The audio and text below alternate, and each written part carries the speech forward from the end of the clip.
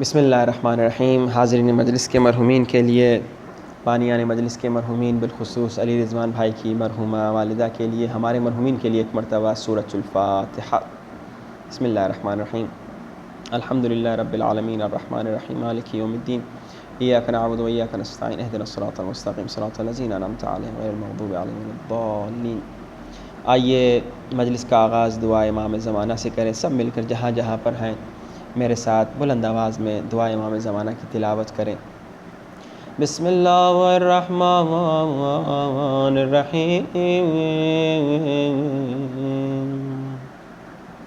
اللہم کن لولیک الحجۃ ابن الحسن صلواتک علیہ وعلی آبائہ فی هذه الساعة وفی کل ساعة وليا وحافظا وقائدا وناصرا ودليلا وعينا حتى تسكنه أرضك طوعا وتمتعه فيها طويلا برحمتك يا أرحم الراحمين۔ بآواز بلند الصلوات۔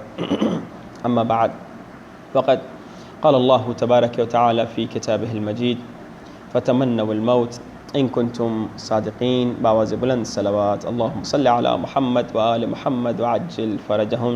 اذان واجب الاحترام خالق کائنات انسانیت، آدمیت، بشریت کو عظیم و شان پیغام کی طرف متوجہ فرما رہا ہے کہ لوگوں، ہر ایک کو صدیق نہ کہنا، ہر ایک کو صدیق نہیں کہا جا سکتا۔ صدیق ہونے کے لیے میں خدا ایک معیار بتا رہا ہوں۔ خالق کائنات سے پوچھئے میرے اللہ کیا معیار ہے، تو ارشاد فرمایا کہ صدیق بس اسے کہہ سکتے ہیں فتمنوا الموت ان کنتم صادقین، جو موت کی تمنا کرتا ہوا نظر آئے، جو موت کی خواہش رکھتا ہو، جو موت کی تمنا رکھتا ہو، وہ صدیق ہے۔ تو یہ اللہ سمجھا رہا ہے، دیکھو ہر ایک کو صدیق نہ کہنا۔ جو سانپ کو دیکھ کر ڈر جائے اسے صدیق نہیں کہہ سکتے، جو میدان میں لہراتی ہوئی تلواروں کو دیکھ کر بھاگ جائے اسے صدیق نہیں کہہ سکتے، بلکہ اللہ سمجھا رہا ہے صدیق اسے کہتے ہیں جو ٹوٹی ہوئی تلوار سے اپنے نبی کا دفاع کرتا ہوا نظر آئے۔ صدیق اسے کہتے ہیں جو تلواروں کے سائے میں سو جائے۔ صدیق اسے کہتے ہیں جو یہ کہتا ہوا نظر آئے کہ خدا کی قسم ابو طالب کے بیٹے علی کو موت سے اتنی محبت ہے جتنی چھوٹے بچے کو اپنی ماں کے دودھ سے محبت ہے۔ علی مولا اس عظیم و شان ہستی کا نام ہے جو کبھی موت سے نہیں ڈرے بلکہ ہمیشہ موت کی خواہش رکھتے ہیں۔ ہم صرف نہیں بلکہ آپ تاریخ کا مطالعہ جب کرتے ہیں، بلکہ انگریز بھی جب تاریخ کا مطالعہ کرتے ہیں تو انہیں بھی لکھنا پڑتا ہے کہ علی وہ بہادر ہیں جو موت سے کبھی نہیں ڈرتے، جو موت سے کبھی نہیں گھبراتے۔ ایک انگریز تاریخ دان علی کی شجاعت کو دیکھ کر، تاریخ کا جب مطالعہ کرتا ہے، علی کی بہادری کو دیکھ کر، علی کی بریوری کو دیکھ کر اپنی کتاب میں یہ جملہ لکھتا ہے کہ علی وہ ہے who fought without an armor on his back، کہ علی مولا وہ عظیم و شان ہستی ہیں، وہ بہادر ہستی ہیں، وہ شجاع اور بریو انسان ہیں کہ جب بھی میدان جنگ میں آتے تھے کبھی پیٹھ پر زرہ پہن کر نہیں آتے تھے۔ اس زمانے میں تلواروں کی جنگیں تھیں، دوسرے لوگ آتے تھے سامنے بھی خوب زرہ، پیٹھ پہ بھی خوب زرہ پہنتے تھے، مگر علی وہ ہیں who fought without an armor on his back، کہ علی جب بھی میدان جنگ میں آتے تھے بغیر پیٹھ پہ زرہ لگائے آتے تھے۔ اگر میرے مولا علی سے پوچھا جائے یا علی، میرے آقا علی، میرے مولا علی، میرے سلطان علی، میرے سردار علی، میری جان علی، ذرا آپ بتائیے کہ آپ پیٹھ پر ذرا کیوں نہیں پہنتے، تو میرے مولا علی یہی جواب دیں گے کہ خدا کی قسم ابو طالب کے بیٹے علی کو پیٹھ پر ذرا پہننے کی ضرورت ہی نہیں ہے۔ کیوں؟ کیونکہ ابو طالب کا بیٹا علی جب بھی میدان جنگ میں آتا ہے تو لڑنے کے ارادے سے آتا ہے، بھاگنے کے ارادے سے نہیں آتا۔ علی کی بہادری تاریخ بھری ہوئی ہے، علی مولا کی بہادری سے۔ میں صرف اشارہ کرتے ہوئے آگے بڑھوں گا۔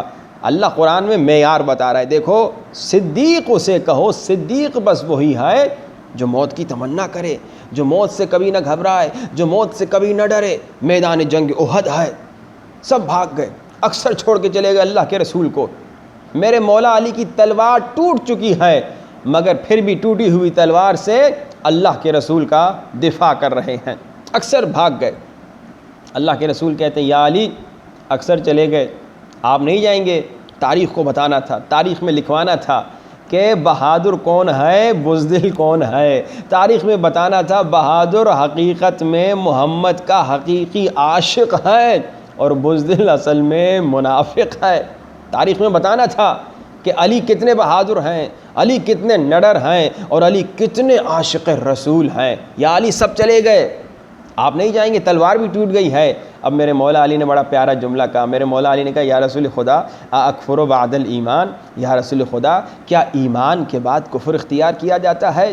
گویا میرے مولا علی نے اپنا عقیدہ بھی بتایا، بھاگنے والوں کا مذہب بھی بتا دیا۔ اور آگے بڑھیے، تاریخ بھری ہوئی، میں صرف اشارہ کر رہا ہوں۔ میدان جنگ خندق ہے، عمر بن عبدود خندق پھلنگ کے آ گیا، بڑا بہادر تھا، اونٹنی کا بچہ اٹھاتا تھا، عرب جانتے تھے کہ یہ بڑا بہادر ہے، اس سے لڑنا عمر بن عبدود کے مقابلے میں جانا یعنی موت، یعنی مر جانا۔ عمر بن عبدود کہہ رہا ہے کون ہے جو مجھ سے لڑنے آئے گا؟ اللہ کے رسول نے کہا ہے میرے صحابیوں کون اس سے لڑنے جائے گا؟ تاریخ بتاتی ہے کوئی نہیں اٹھا، ایک اٹھا، بار بار اٹھا، میرا مولا علی اٹھا۔ مولا علی کو رسول خدا کہتے ہیں یا علی آپ بیٹھ جائیے۔ یہ مسلمان اعتراض کرتے ہیں نا، کہتے ہیں کہ رسول خدا بس اپنے بھائی کو موقع دیتے ہیں، ہمیں موقع نہیں دیتے، آج ان کو موقع دے رہا ہوں۔ کون عمر بن عبدود کے مقابلے میں جائے گا؟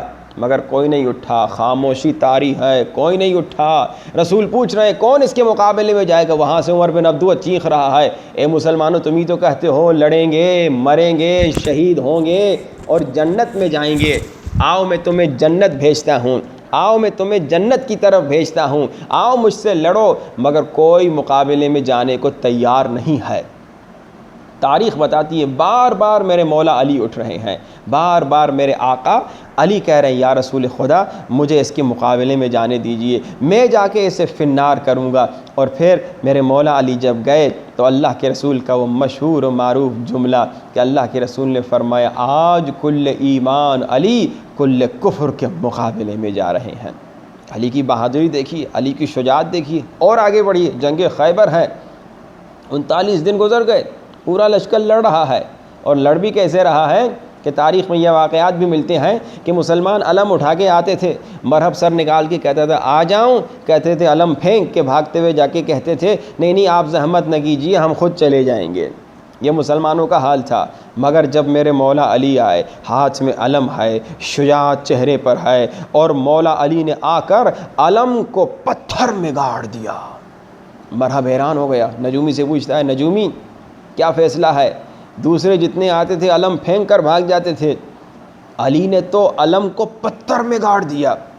نجومی نے کہا نہ گھبرانا، کمال علی کا نہیں ہے، یہ تو اتفاق ہو گیا، ایک ستارہ تھا جو فلاں برج کی پشت میں جب جاتا ہے تو پتھر جو ہے لوہے کے لیے نرم ہو جاتا ہے، علی کا کوئی کمال نہیں ہے، یہ تو اس ستارے کا کمال ہے، اس برج کا کمال ہے۔ یہاں اذن اللہ علی نے سن لیا، میرے مولا علی نے علم کو پتھر سے نکالا، پھر علم کو پتھر میں گاڑا، پھر علم کو پتھر سے نکالا، پھر علم کو پتھر میں گاڑا، پھر علم کو پتھر سے نکالا، پھر علم کو پتھر میں گاڑا۔ یہاں نجومی نے جب یہ دیکھا کہا مرحب، خبردار علی سے لڑنے نہ جانا، کمال اس ستارے کا نہیں ہے، کمال تو علی کا ہے کہ یہ دنیا میں بیٹھ کر آسماں کے ستاروں سے کھیل رہا ہے، یہ بڑا بہادر ہے، یہ بڑا طاقتور ہے۔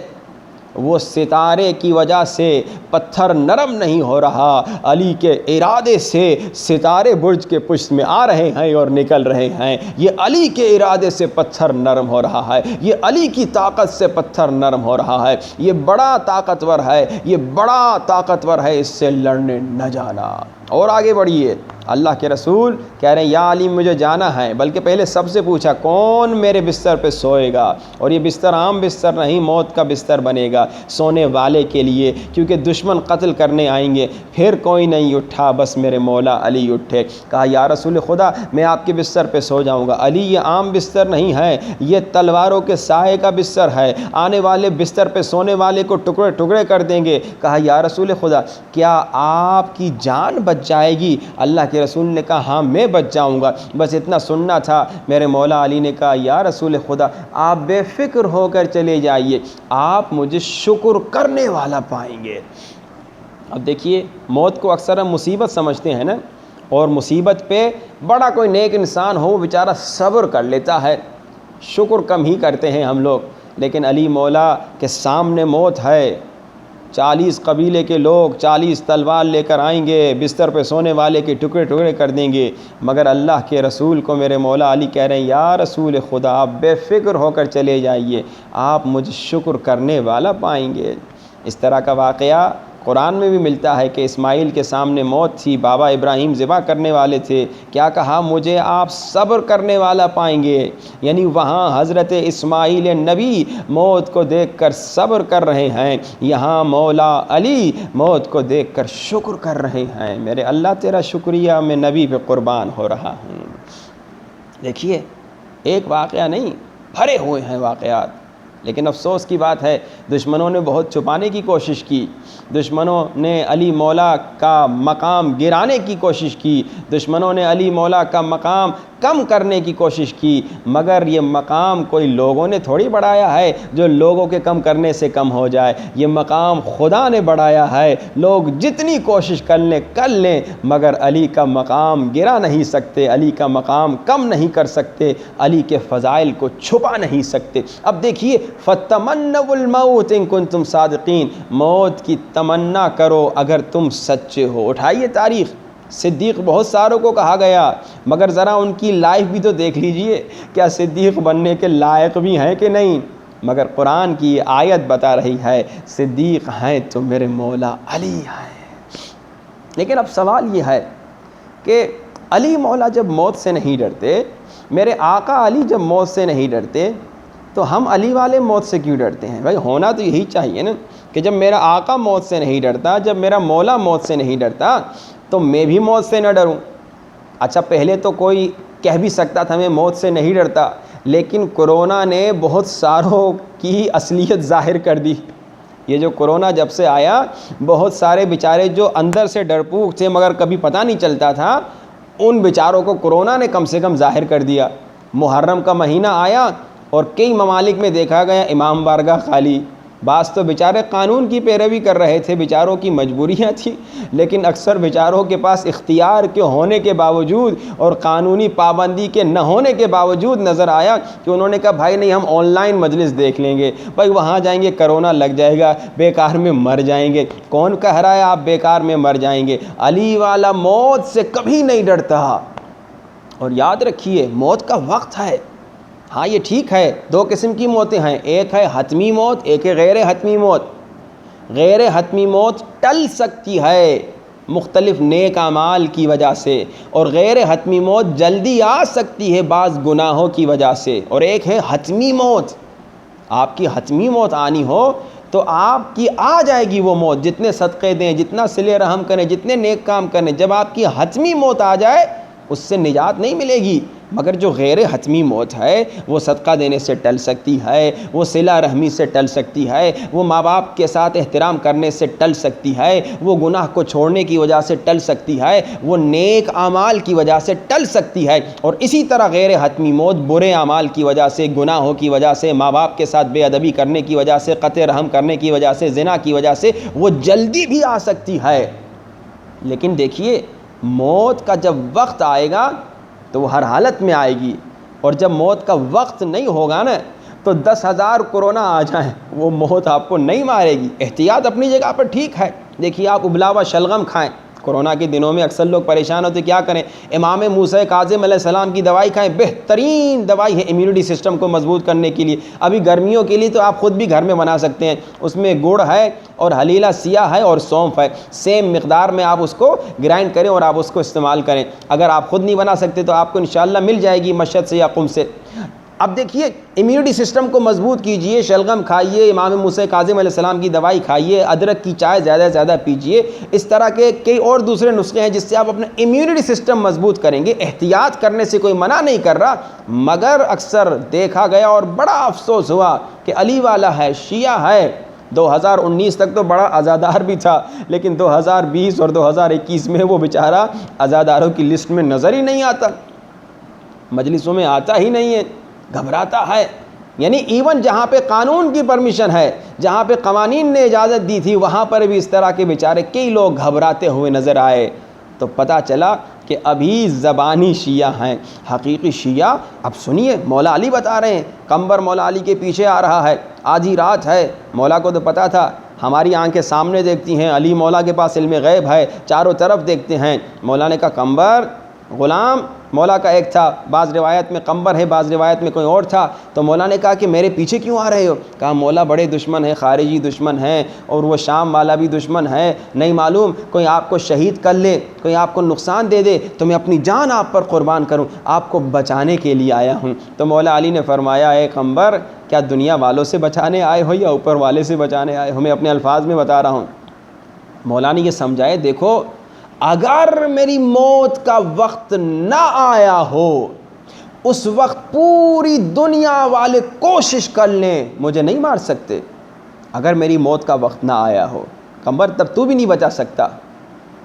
اگر میری موت کا وقت نہ آیا ہو، پوری دنیا مجھے مارنا چاہے، مجھے نہیں مار سکتی، اور اگر میری موت کا وقت آ گیا ہو، اس وقت پوری دنیا مجھے بچانا چاہے نہیں بچا سکتی، کیونکہ اللہ کا حکم آ چکا ہے۔ قمبر اس وقت تو بھی نہیں بچا سکتا۔ تو قمبر مجھے دنیا والوں سے بچا رہے ہو یا آسمان والے سے بچا رہے ہو؟ میں آپ کو ایک واقعہ بتاؤں، جب تازہ کرونا آیا تھا، ہم اس وقت لندن میں تھے، تو ہم نے ایک واقعہ سنا تھا، کراچی میں ایک ایئرپورٹ کے قریب جہاز گر گیا تھا۔ اچھا، اب عجیب بات ہے، اور وہ رمضان کا مہینہ بھی تھا، بیچارے لوگ افطاری بنا رہے تھے، کچھ وہاں مر گئے۔ جو جہاز گر رہا تھا، جہاز میں بیٹھے ہوئے جو لوگ تھے، ان کا تصور بھی نہیں تھا کہ ہم بچیں گے، بس جہاز گرے گا، پھٹے گا، ہم مریں گے۔ اور جو بیچارے افطاریاں بنا رہے تھے گھروں میں، جن پر جہاز گرا، ان کا تصور ہی نہیں تھا کہ ہم پر جہاز گرے گا۔ اور وہ بیچارے افطاریاں بنانے والے گھروں میں بیچارے کچھ مر گئے، اور جہاز جو پھٹا اس میں سے 2 لوگ زندہ بچ گئے، جن کا تصور نہیں تھا کہ ہم بچیں گے، وہ بچ گئے۔ جن کا خیال بھی نہیں تھا کہ ہم مریں گے، ہم پہ جہاز گرے گا، وہ بیچارے مر گئے۔ دیکھیے، جب موت کا وقت آنا ہو تو کوئی آپ کو نہیں بچا سکتا۔ مولا علی یہی سکھا رہے ہیں کہ موت کا وقت آ گیا، کوئی آپ کو نہیں بچا سکتا۔ بس آپ نے کوشش یہ کرنی ہے کہ اس موت کے لیے تیاری ہو۔ مسئلہ صرف یہی ہے، جو ہم موت سے ڈرتے ہیں یہ ہے کہ ہم تیار نہیں ہیں۔ بھائی آپ ابھی سن رہے ہیں یہ پروگرام، یہ مجلس، ابھی سمجھیے میں اعلان کروں کہ بھائی کون تیار ہے ابھی میرے ساتھ چلے مشہد مولا رضا زیارت کو، میں لے جاؤں گا اپنے خرچے پہ فری میں، یا کربلا لے جاؤں گا فری میں۔ 99% لوگ کہیں گے مولانا ہمارے پاس پاسپورٹ بنا ہوا نہیں ہے، ہمارے پاس پاسپورٹ ہے تو اس پہ ویزا لگا ہوا نہیں ہے، کچھ کہیں گے پیسے جمع نہیں ہے، 2-4 بھائیوں سے قرضہ لے لیں، کچھ کہیں گے، کچھ کہیں گے۔ شاید ایک ہی آدمی ملے جو کہے پاسپورٹ بھی جیب میں ہے، پیسے بھی جیب میں ہیں، پاسپورٹ پہ عراق ایران کا ویزا بھی لگا ہوا ہے، میں فلی تیار ہوں، بس آئیے ساتھ چلیں۔ دیکھیے، جب آپ تیار نہیں ہوں گے تو آپ کربلا مشہد کے لیے بھی فوراً جانے کو ریڈی نہیں ہوں گے، لیکن جب آپ تیار ہوں گے، یہاں کسی نے اعلان کیا جو تیار ہے، پاسپورٹ پہ ویزا لگا ہوا ہے، آئے چلیں، تو آپ اٹھ کے چلے جائیں گے۔ 40 سال سے بند ہے، بیچارے لوگ تڑپ رہے ہیں۔ اس سال 40 میں کیا ہوگا؟ جو لوگ تیار ہوں گے پہلے سے، جیسے اعلان ہوگا کہ بھائی 40 میں آ سکتے ہو، وہ فوراً جائیں گے، اور جو بیچارے تیار نہیں ہوں گے وہ اس سال بھی محروم رہ جائیں گے۔ یہ تیاری بہت، آپ کسی بھی شہر جب آپ جاتے ہیں کیا کرتے ہیں؟ تیاری کرتے ہیں اس شہر میں جانے سے پہلے، اس شہر کے اندر بھی تیاری کرتے ہیں، فون کر کے ہوٹل بک کرتے ہیں، گاڑی بک کرتے ہیں، اور اپنے شہر سے بھی جب نکلتے ہیں تو تیاری کرتے ہیں، اپنا بیگ بناتے ہیں، ایون آپ اپنا برش اٹھاتے ہیں تاکہ برش کروں، صابن اٹھاتے ہیں کہ وہاں نہانے کے لیے شاید صابن نہ ملے، ہر چیز تیار کر کے جاتے ہیں، کپڑوں کو استری کر کے جاتے ہیں کہ وہاں پہ شاید استری کا بندوبست نہ ہو۔ یہ تیاری نہیں تو کیا ہے؟ دنیا میں آپ اپنے ہندوستان میں ایک شہر سے دوسرے شہر جاتے ہیں، یا ہندوستان سے ایران یا عراق جب زیارتوں کے لیے جاتے ہیں تو ہر تیاری کرتے ہیں تاکہ وہاں کوئی چھوٹی تکلیف نہ آئے۔ جو ہوشیار لوگ ہیں وہ مثال کے طور پہ جب ایران آتے ہیں، آنے سے پہلے ہمیں فون کرتے ہیں یا دوسرے دوستوں کو فون کرتے ہیں، بھائی کوئی اچھا ہوٹل ہمیں آپ بک کروا دیجئے، آپ کیا نام ہے کوئی اچھا ڈرائیور ڈھونڈ دیجئے، کیا نام ہے کوئی ہر انتظام ہمارے لیے ہو کہ ہم آئیں تو تکلیف نہ ہو۔ عجیب لوگ ہیں، دنیا میں ایک شہر سے دوسرے شہر جانے کا تو انتظام، دنیا میں ایک ملک سے دوسرے ملک جانے سے پہلے تو انتظام اور تیاری، مگر موت معلوم ہے کہ مرنا ہے۔ دیکھیے موت وہ یقین ہے جس پر کافر کو بھی یقین ہے، معلوم ہے کہ مرنا ہے مگر اس کے لیے کوئی تیاری نہیں۔ ایک شخص آیا مولا کے پاس، کہا مولا موت سے بڑا ڈرتا ہوں، موت کا بڑا خوف ہے، بہت ڈرتا ہوں میں موت سے۔ تو مولا نے کہا وجہ یہ ہے کہ تمہارا سب کچھ یہاں پہ، تمہارا بنگلہ یہاں پہ، تمہارا گھر یہاں پہ، تمہاری گاڑی یہاں پہ، تمہاری ٹرانسپورٹ یہاں پہ، تمہاری بیوی یہاں پہ، تمہارے بچے یہاں پہ۔ اب ظاہری سی بات ہے جب آدمی کا سب کچھ یہاں ہوگا تو ڈرے گا۔ مزہ انسان کو وہیں آتا ہے نا جہاں اس کا اپنا گھر ہو۔ زائرین آتے ہیں وہاں پہ ان کو بڑا لطف آتا ہے، مشہد میں، عراق میں، لیکن جب جا رہے ہوتے ہیں کہتے ہیں یہاں سے جانے کی تکلیف تو بہت ہو رہی ہے کیونکہ مولا کے پاس سے جا رہے ہیں، لیکن یہ کہتے ہوئے جاتے ہیں کہ بھائی اپنا گھر ہے، کہ وہاں ہر چیز سیٹ ہے، ہر چیز اویلیبل ہے۔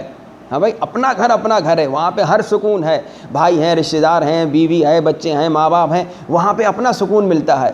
تمہیں دنیا میں موت سے خوف اس لیے ہو رہا ہے کہ اس دنیا میں تمہاری ہر چیز ہے، ذرا کچھ ادھر تو بھیجو، غریب کی مدد کرو، یتیم کی مدد کرو، کسی بیچارے کو جس کو جاب ختم ہو گئی ہے کرونا کی وجہ سے اس کو ذرا ہیلپ تو کرو، نماز تہجد تو پڑھو، نیک عمل کرو، وہاں بھی بنگلہ بنے گا، وہاں بھی ٹرانسپورٹ کی ضرورت ہے، وہاں بھی حوریں بنے گی۔ جب وہاں پہ سب کچھ بن جائے گا تو تمہیں وہاں جانے کا بھی شوق ہوگا۔ جس انسان کے دو گھر ہوتے ہیں، ایک شہر میں ایک پوری لائف، دوسرے شہر میں دوسری پوری لائف، اس انسان کو دونوں شہروں میں مزہ آتا ہے۔ اس شہر میں بھی اس کے پاس ہر سیٹ اپ ہے، اس شہر میں بھی اس کے پاس جب ہر سیٹ اپ ہے تو دونوں جگہ اس کو اس کے اپنے گھر لگتے ہیں۔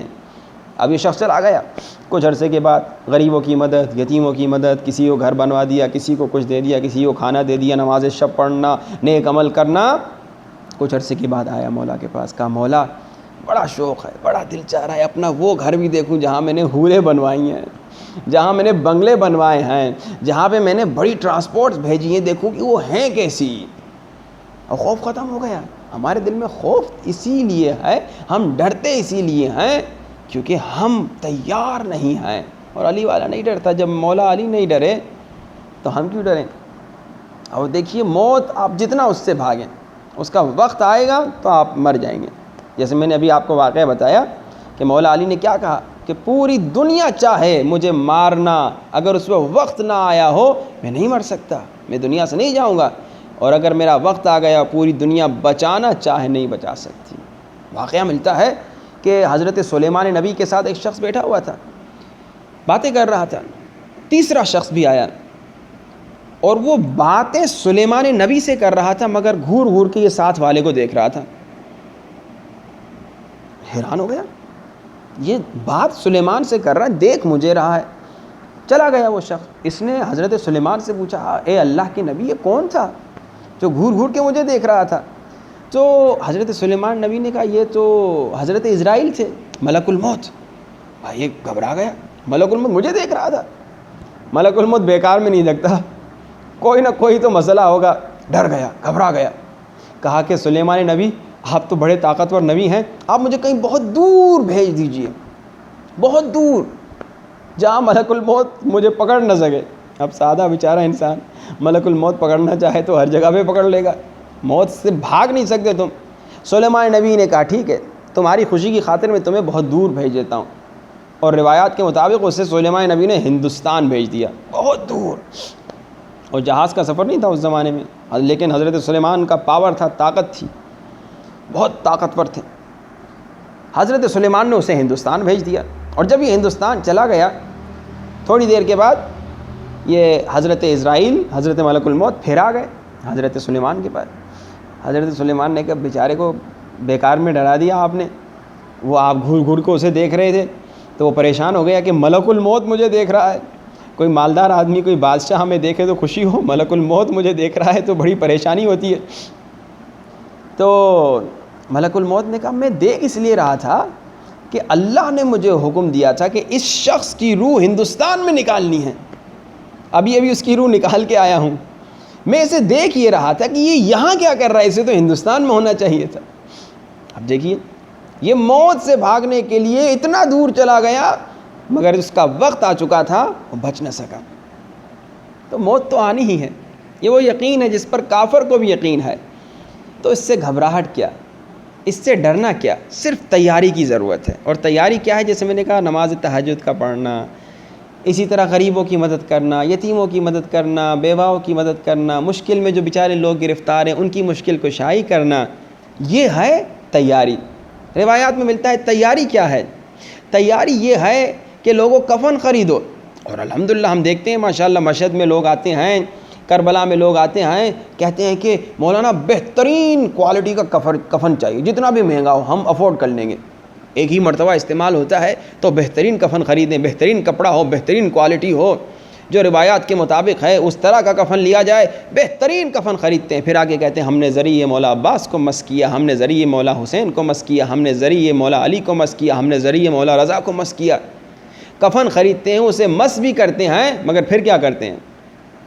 پھر اس کفن کو چھپا دیتے ہیں جب گھر اپنے ملک واپس آتے ہیں کہ ضرورت ہی نہ پڑے انشاءاللہ۔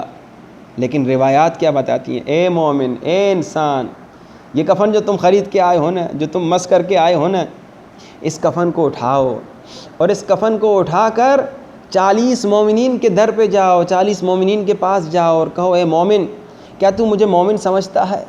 کیا تیری نظر میں نیک انسان ہوں؟ تو لکھ دے اپنا نام اس پہ کہ میری نظر میں یہ شخص مومن ہے۔ مرنے کے بعد یہ نوبت نہ آئے کہ 40 لوگ ڈھونڈیں، پہلے ہی لکھ دیں، 70 لوگوں سے لکھوا دو، 80 لوگوں، جتنا ہو سکے لکھوا دو کہ لوگوں میں تمہاری نظر میں مومن ہوں، تو لکھ دو نا کہ بھائی فلاں شخص مومن ہے۔ کیوں مرنے کے بعد پھر لوگ پریشان ہو کے ڈھونڈتے ہیں؟ بھائی 40 لوگوں کے نام لسٹ بناؤ کہ ہم لکھ دیں کہ یہ 40 لوگ اسے مومن سمجھتے تھے۔ یہ ہے تیاری۔ کیا آپ نے کبھی ایسا کام کیا؟ اگر گھروں میں کفن ہے کبھی لکھوایا مومنین سے اس پر؟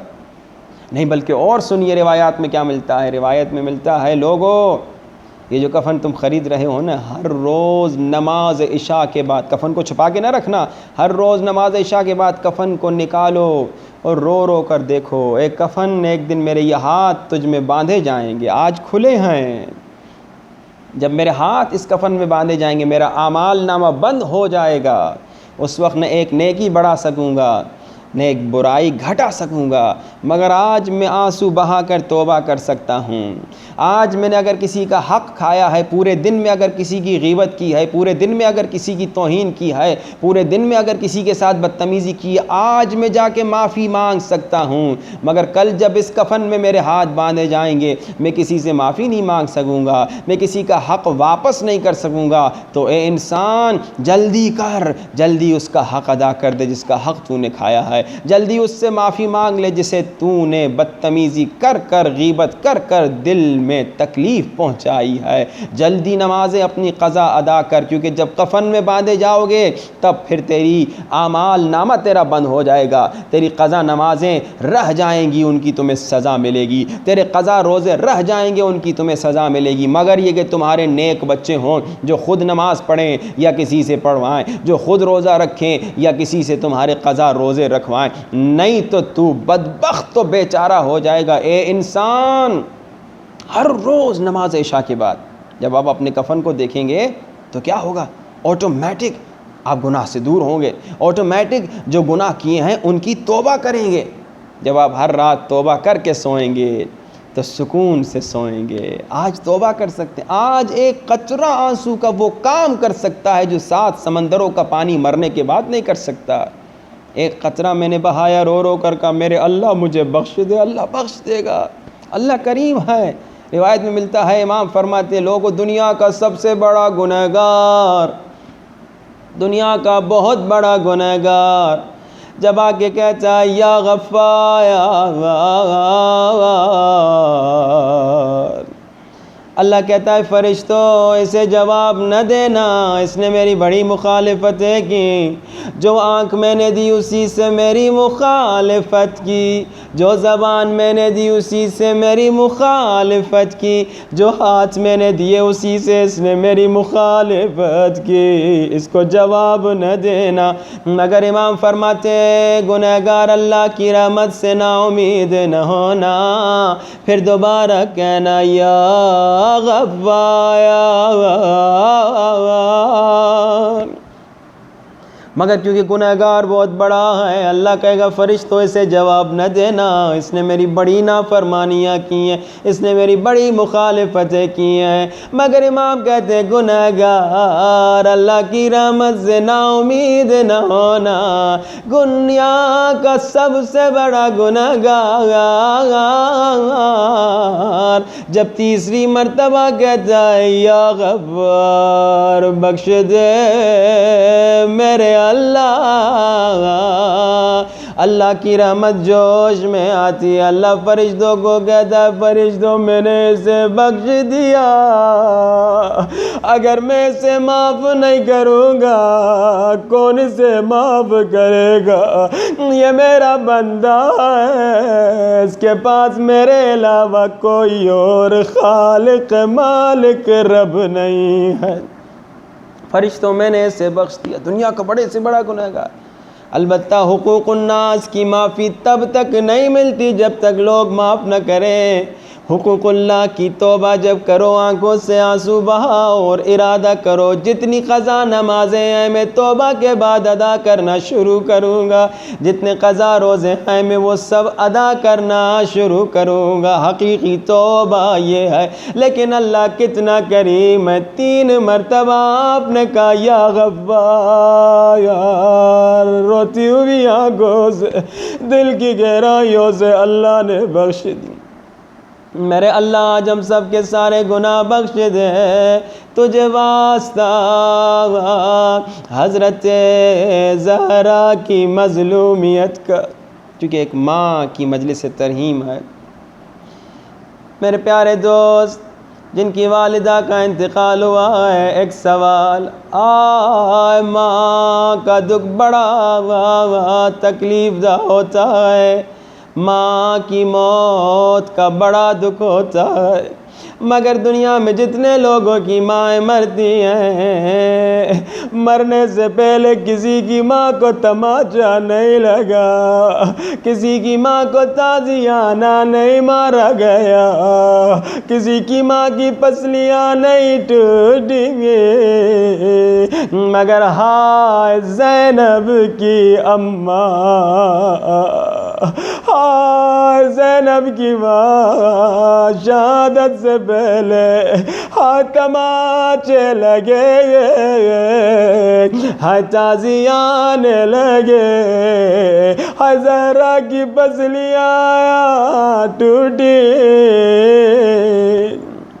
میرے اللہ تجھے بی بی زہرا کی مظلومیت کا واسطہ آج ہم سب کے سارے گناہ بخش دے، روتی ہوئی آنکھوں سے بی بی زہرا کا ماتم کرو، یا زہرا یا زہرا یا زہرا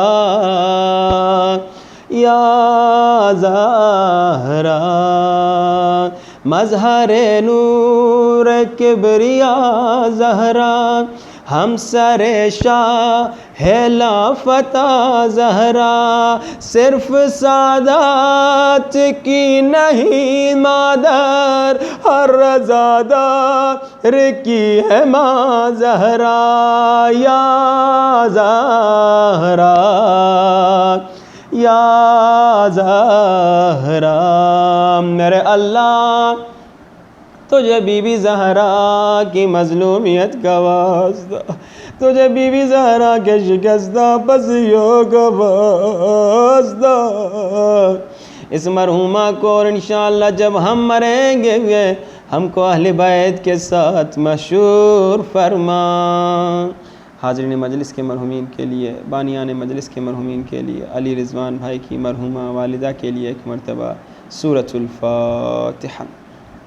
بسم اللہ الرحمن الرحیم، الحمدللہ رب العالمین، الرحمن الرحیم، مالک یوم الدین، ایاک نعبد و ایاک نستعین، اهدنا الصراط المستقیم، صراط الذین انعمت علیہم غیر المغضوب علیہم ولا الضالین۔